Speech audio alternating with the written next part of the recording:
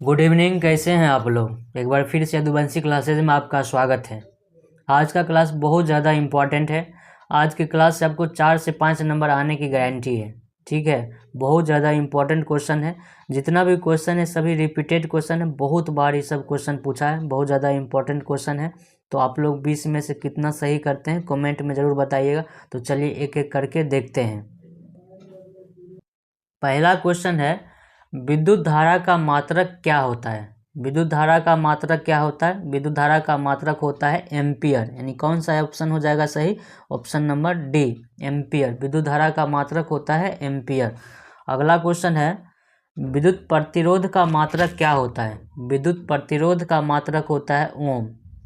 प्रतिरोध का मात्रक क्या होता है? प्रतिरोध का मात्रक होता है ओम। अगला क्वेश्चन है, विद्युत शक्ति का मात्रक क्या होता है? विद्युत शक्ति का मात्रक क्या होता है? शक्ति का मात्रक होता है वाट। शक्ति का मात्रक क्या होता है? वाट। क्या याद रखना है? वाट। अगला क्वेश्चन कह रहा है, जब किसी चालक तार से विद्युत धारा प्रवाहित होती है तो गतिशील कण कौन सा होता है? जब किसी तार से धारा बहता है तो गतिशील कण कौन सा होता है? इलेक्ट्रॉन। इलेक्ट्रॉन क्या होता है? गति करते रहता है। ठीक है, तो ऑप्शन क्या हो जाएगा? D, electron. अगला क्वेश्चन क्या है? अगला क्वेश्चन है, निम्नलिखित में कौन विद्युत का सुचालक है? मतलब किससे विद्युत का सुचालक हो सकता है, मतलब विद्युत का चालन हो सकता है? तो सल्फर से तो नहीं हो सकता है, प्लास्टिक से भी नहीं हो सकता है, आयोडीन से भी नहीं हो सकता है। तो क्या हो जाएगा? ग्रेफाइट, यानी ऑप्शन नंबर डी।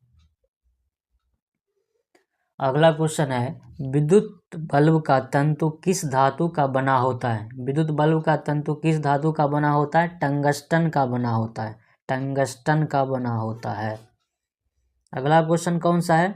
अमीटर को विद्युत परिपथ में कैसे जोड़ा जाता है? जो अमीटर होता है जिससे विद्युत धारा मापा जाता है, उसको परिपथ में कैसे जोड़ा जाता है? उसको परिपथ में जोड़ा जाता है श्रेणी क्रम में। ठीक है, श्रेणी क्रम में उसको जोड़ा जाता है। अमीटर को जोड़ा जाता है श्रेणी क्रम में। वोल्ट मीटर को विद्युत परिपथ में कैसे जोड़ा जाता है? वोल्ट मीटर को जो परिपथ में जोड़ा जाता है वो जोड़ा जाता है समांतर क्रम में। कौन सा क्रम में? समांतर क्रम में। वोल्ट मीटर को जोड़ा जाता है समांतर क्रम में और एमीटर को जोड़ा जाता है श्रेणी क्रम में। विभवांतर मापने वाला यंत्र को क्या कहा जाता है? विभवांतर मापने वाला यंत्र को कहा जाता है वोल्ट मीटर। ठीक है, और विद्युत धारा मापने वाला यंत्र को कहा जाता है एमीटर। विद्युत धारा मापने वाला यंत्र को कहा जाता है एमीटर, लेकिन विभवांतर मापने वाला यंत्र को क्या कहा जाता है? वोल्ट मीटर कहा जाता है।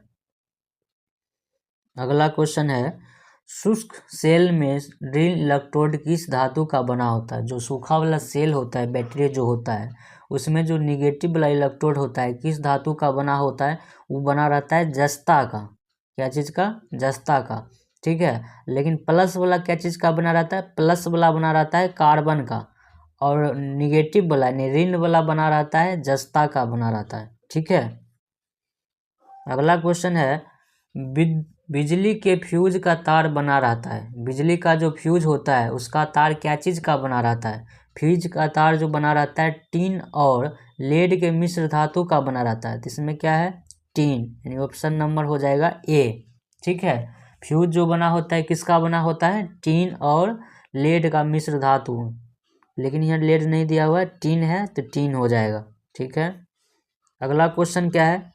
किसी चालक का प्रतिरोध निर्भर करता है। किसी चालक का प्रतिरोध कब किस पर निर्भर करता है? तो चालक की लंबाई पर, हाँ, निर्भर करता है। चालक के अनुप्रस्थ काट के क्षेत्रफल पर, इस पर भी निर्भर करता है। चालक की प्रकृति पर, इस पर भी निर्भर करता है। तो क्या हो जाएगा? ऑप्शन नंबर डी, उपयुक्त सभी, यानी इसमें से जितना है सभी पर निर्भर करता है। ठीक है। अगला क्वेश्चन क्या है? जिन पदार्थों से विद्युत आसानी से प्रवाह नहीं होता है, जिन पदार्थों से विद्युत प्रवाह आसानी से नहीं होता है उसे क्या कहा जाता है? उसे कहा जाता है विद्युत रोधी, यानी ऑप्शन नंबर क्या हो जाएगा? ए, विद्युत रोधी। अगला क्वेश्चन है, विद्युत प्रवाह की दिशा मानी जाती है। विद्युत धारा जो बहता है किस दिशा से किधर जाता है? तो धन टर्मिनल से ऋण टर्मिनल की ओर जाता है, यानी पॉजिटिव से निगेटिव की ओर जाता है, यानी ऑप्शन नंबर हो जाएगा बी। ठीक है। अगला क्वेश्चन है विद्युत चुंबक बनाने के लिए उपयुक्त पदार्थ कौन सा है। विद्युत चुंबक जो बनता है उसमें उसके लिए जो इस्तेमाल किया जाता है पदार्थ का कौन सा है, तो नरम लोहा। नरम लोहा किसका इस्तेमाल होता है विद्युत चुंबक बनाने में। इस्पात का इस्तेमाल होता है अस्थायी चुंबक बनाने में। ठीक है, अस्थायी चुंबक में इस्पात का इस्तेमाल होता है और नरम चुंबक विद्युत चुंबक बनाने के लिए नरम लोहा का इस्तेमाल होता है।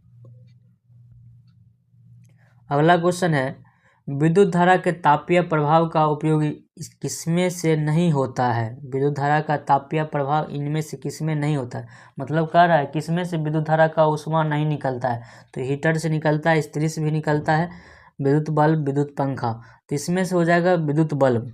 ठीक है, अगला क्वेश्चन है किस उपकरण में धन और ऋण का चिन्ह नहीं होता है। किस उपकरण में धन और ऋण का चिन्ह नहीं होता है, तो एमीटर में होता ही, वोल्ट मीटर में होता ही, कुंडली में नहीं होता है। ठीक है, कुंडली में नहीं होता है, विद्युत सेल में होता है। मतलब किस पर पॉजिटिव और निगेटिव नहीं लिखा रहता है से पूछ रहा है, तो एमीटर में लिखा रहता है, वोल्ट मीटर में भी लिखा रहता है, लेकिन कुंडली यानी क्वाइल में लिखा हुआ नहीं रहता है। अगला क्या कह रहा है लंबाई बढ़ने से तार का प्रतिरोध क्या होता है। जब लंबाई को बढ़ाया जाता है तो तार का प्रतिरोध बढ़ता है। तार का प्रतिरोध क्या होता है, बढ़ता है। अगला क्वेश्चन समांतर क्रम में संयोजित प्रतिरोधों की संख्या घटने के उपरांत संयोजित प्रतिरोधों का कुल प्रतिरोध क्या होता है। मतलब समांतर क्रम में पहले से जोड़ा गया है और एक दो को क्या किया, घटा दिया, प्रतिरोध की संख्या घटा दिया, तो टोटल प्रतिरोध क्या होगा, बढ़ेगा या घटेगा, तो बढ़ता है। क्या होगा, बढ़ता है, लेकिन यही श्रेणी क्रम में रहता तब घटता। किसी चालक तार से प्रवाहित धारा की दिशा ज्ञात करने के लिए कौन सा नियम प्रयोग किया जाता है। किसी चालक तार से जब धारा बहता है तो उसका दिशा अगर ज्ञात करना है तो उसके लिए कौन सा नियम का प्रयोग किया जाता है, उसके लिए किया जाता है दायां हाथ का नियम का, यानी फ्लेमिंग का दायां हाथ के नियम का प्रयोग किया जाता है, यानी ऑप्शन नंबर ए हो जाएगा। ठीक है, तो आप लोगों को 20 में से कितना सही हुआ है कमेंट करके ज़रूर बताइएगा। ठीक है, कितना गलत कितना सही हुआ है ज़रूर बताइएगा। तो इसी तरह से हम हर एक चैप्टर का जो वीडियो है लाएंगे। ठीक है, तो आज के लिए इतना ही, मिलते हैं अगले क्लास में, तब तक के लिए जय हिंद, वंदे मातरम।